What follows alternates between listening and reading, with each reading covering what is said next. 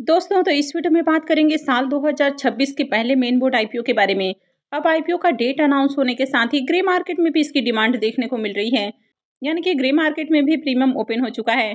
तो चलिए जानते हैं कि ये कौन सी कंपनी है, आईपीओ कब से ओपन होने वाला है, ग्रे मार्केट में प्रीमियम किस प्राइस के ऊपर ट्रेड कर रहा है, और ये जो आईपीओ है ये शेयर होल्डर कोटा वाला आईपीओ है। तो शेयर होल्डर कोटा के लिए कौन कौन एलिजिबल है, यानी कि शेयर होल्डर कोटा के लिए रिकॉर्ड डेट क्या है। तो चलिए वीडियो को शुरू करते हैं। लेकिन इससे पहले कि मैं वीडियो को शुरू करूं, अगर आप इस चैनल पर पहली बार विजिट कर रहे हैं या फिर आपने चैनल अब तक सब्सक्राइब नहीं किया है तो चैनल को सब्सक्राइब कर लें और वीडियो को भी लाइक कर दें।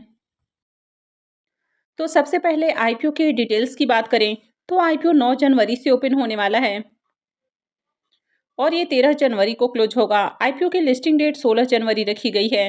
फेस वैल्यू इसमें 10 रुपये पर शेयर है। आईपीओ के अगर प्राइस बैंड की बात करें तो 22 से 23 रुपये का प्राइस बैंड होने वाला है। अगर आईपीओ के लॉट साइज की बात करें तो आईपीओ में 652 शेयर्स का लॉट होने वाला है। अब आईपीओ के साइज को देखें तो हालांकि अब तक आईपीओ का साइज कंफर्म नहीं है, लेकिन यहाँ पर कंपनी आईपीओ के जरिए 46 करोड़ 57 लाख शेयर सेल करने वाली है। और पूरा का पूरा ये जो आईपीओ है ये ऑफर फॉर सेल आईपीओ होने वाला है। ये मेन बोर्ड आईपीओ है तो कंपनी बीएससी और एनएससी के ऊपर लिस्ट होने वाली है। आईपीओ के रिजर्वेशन पोर्शन को देखें तो क्यूआईबीएस के लिए इस आईपीओ में 50% का पोर्शन है, रिटेलर्स के लिए 35% और एचएनआईज के लिए 15% का पोर्शन रखा गया है। अब इस आईपीओ में इन सब के अलावा इम्प्लॉयज़ का भी पोर्शन होने वाला है और साथ में शेयर होल्डर पोर्शन भी होने वाला है। यानी कि जो भी कंपनी के इम्प्लॉयज़ हैं तो उनके लिए भी रिजर्व एप्लीकेशंस है और इसके अलावा शेयर होल्डर पोर्शन भी है। यानी कि जिनके पास भी इनके पेरेंट कंपनी के शेयर्स रहेंगे वे इस आईपीओ में शेयर होल्डर कोटा के लिए एलिजिबल हो जाएंगे। अब ये जो आईपीओ है ये आईपीओ है भारत कुकिंग कोल लिमिटेड का आईपीओ। तो कंपनी 1972 में इनकॉर्पोरेट हुई है, तो बहुत पुरानी कंपनी है और ये गवर्नमेंट कंपनी है। ये कंपनी कोल इंडिया की होली ओन सब्सिडरी कंपनी है। Company cooking coal, non cooking coal और वास्ट कोल प्रोड्यूस करती है। 30 सितंबर 2025 तक देखें तो कंपनी अभी 34 माइंस ऑपरेट कर रही है, जिसमें 4 अंडरग्राउंड माइंस हैं, 26 ओपन कास्ट माइन है और 4 मिक्स्ड माइन है। कंपनी का जो कुकिंग कॉल है तो इसका यूज स्टील और पावर इंडस्ट्रीज के अंदर किया जाता है। अब 1 अप्रैल 2024 तक इस कंपनी के अगर एस्टिमेटेड कुकिंग कॉल रिजर्व की बात करें तो ये 7,910 मिलियन टन्स का है। और ये जो कंपनी है ये अपने सेक्टर की एक लीडिंग कंपनी है, यानी कि डोमेस्टिक कुकिंग कॉल के अंदर कंपनी का 58.50% का मार्केट शेयर है। कंपनी झारखंड के झरिया और वेस्ट बंगाल के रानीगंज में अपने माइंस ऑपरेट करती है।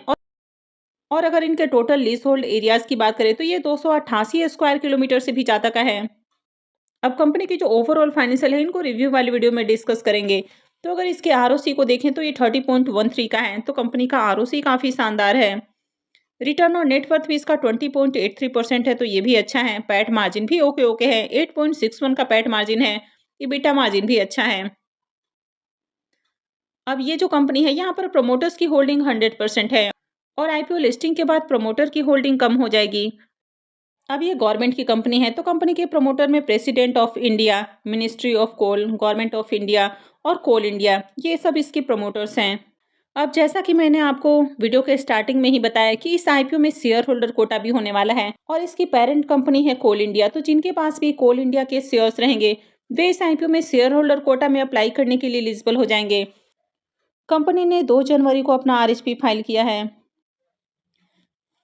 यानी कि 2 जनवरी इसका रिकॉर्ड डेट है। तो जिनके भी डीमेट अकाउंट में 2 जनवरी को कोल इंडिया के शेयर्स रहेंगे वे सारे लोग इस आईपीओ में शेयर होल्डर कोटा के लिए एलिजिबल हो जाएंगे। तो ऐसे में जिन्होंने भी 1 जनवरी को कोल इंडिया के शेयर्स को बाई किया होगा या उससे पहले बाई किया होगा वे सारे लोग इस आईपीओ में शेयर होल्डर कोटा के लिए एलिजिबल हैं। अगर आपने 2 जनवरी को कोल इंडिया के शेयर्स को बाई किया है तो फिर आप एलिजिबल नहीं हैं। तो जिन्होंने 1 जनवरी को या उससे पहले कोल इंडिया के शेयर्स को बाई किया है या जिनके भी डीमेट अकाउंट में पहले से कोल इंडिया के शेयर्स हैं तो वे सारे लोग इस आईपीओ में शेयर होल्डर कोटा के लिए एलिजिबल हैं। यानी कि अगर आपके पास एक भी शेयर्स हैं तो भी आप इसमें एलिजिबल हैं। अब इस आईपीओ में आप एक ही डीमेट अकाउंट से 2 से 3 एप्लीकेशंस भी लगा सकते हैं। सबसे पहले तो आप रिटेल पोर्शन से अप्लाई कर सकते हैं। इसके अलावा अगर आप शेयर होल्डर पोर्शन के लिए एलिजिबल हैं तो आप शेयर होल्डर पोर्शन से भी एप्लीकेशंस लगा सकते हैं। यानी कि रिटेल के साथ ही शेयर होल्डर पोर्शन से एप्लीकेशंस लगा सकते हैं। या फिर एचएनआईज कैटेगरी, यानी कि बिग एचएनआईज हो या फिर स्मॉल एचएनआईज हो, उसके साथ भी आप शेयर होल्डर पोर्शन से अप्लाई कर सकते हैं।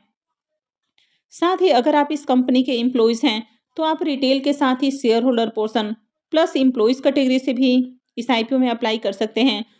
उसी तरह जो भी इनके एम्प्लॉइज़ हैं, वो एचएनआईज़ पोर्शन के अलावा शेयर होल्डर पोर्शन और साथ में एम्प्लॉइज़ पोर्शन यानी कि 3-3 एप्लीकेशन एक ही डीमैट अकाउंट से लगा सकते हैं। और जो भी शेयर होल्डर पोर्शन के लिए एलिजिबल नहीं है और इसके एम्प्लॉइज़ भी नहीं है, तो वो सिंपली जिस तरह से बाकी के आईपीओज़ में अप्लाई करते हैं, यानी कि रिटेल या फिर एचएनआईज़ पोर्शन, तो इन दोनों में से किसी एक पोर्शन से अप्लाई कर सकते हैं। अब अगर आपको शेयर होल्डर पोर्शन या इसमें एप्लीकेशंस लगाने से रिलेटेड कोई भी डाउट है, तो आप कमेंट में पूछ सकते हैं। अब मान लीजिए कि आप एम्प्लॉई हैं, लेकिन अगर आप शेयर होल्डर पोर्शन के लिए एलिजिबल नहीं हैं, तो ऐसे में आप रिटेल पोर्शन के साथ ही एम्प्लॉई पोर्शन से अप्लाई कर सकते हैं, या फिर आप एचएनआईज़ पोर्शन यानी कि बिग एचएनआईज़ या फिर स्मॉल एचएनआईज़ और इसके साथ ही एम्प्लॉई पोर्शन से अप्लाई कर सकते हैं, यानी कि 2 एप्लीकेशंस लगा सकते हैं। यानी कि एक ही डीमैट अकाउंट से 2-2 एप्लीकेशंस लगा सकते हैं।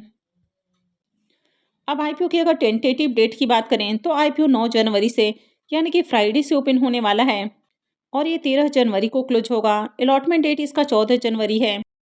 रिफंड डेट 15 जनवरी, क्रेडिट डेट भी 15 जनवरी है और लिस्टिंग 16 जनवरी को होने वाली है। अब आईपीओ का डेट अनाउंस होने के साथ ही ग्रे मार्केट में भी प्रीमियम ओपन हो चुका है। तो चलिए इसके प्रीमियम को भी देख लेते हैं। अब इस आईपीओ के प्रीमियम को देखें तो इसका प्रीमियम 13 रुपये के ऊपर ओपन हुआ है।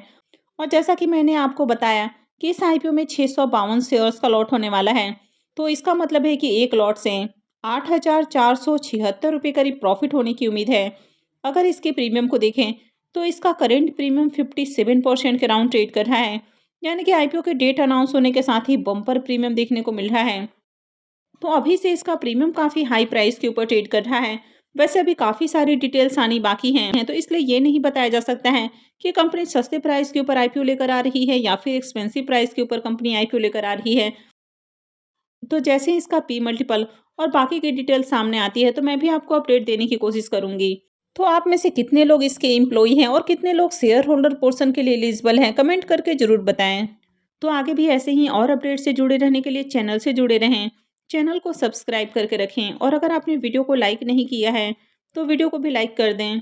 वीडियो को अंत तक देखने के लिए आप सबका बहुत बहुत धन्यवाद।